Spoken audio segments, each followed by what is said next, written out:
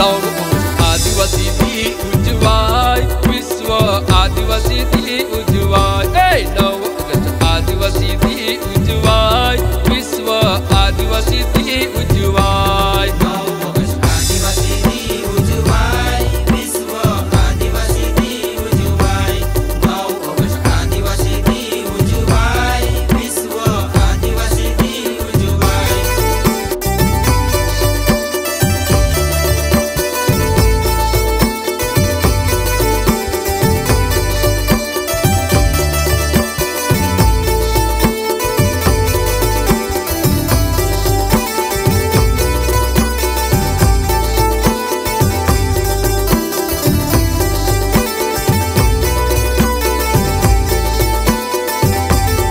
आदिवासी प्रकृति देवा पूजे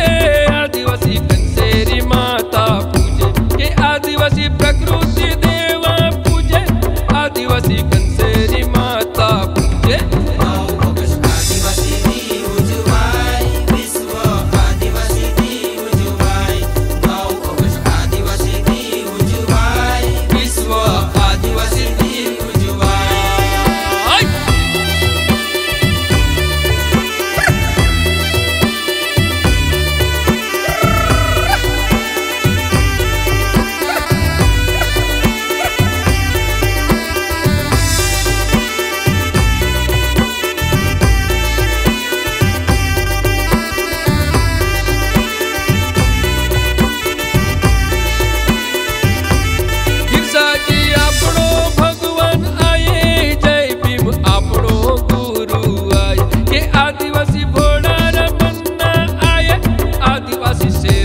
शेर भी आए 9 ऑगस्ट आदिवासी दी उजवाय विश्व आदिवासी दी उजवाय 9 ऑगस्ट आदिवासी दी उजवाय विश्व आदिवासी दी उजवाय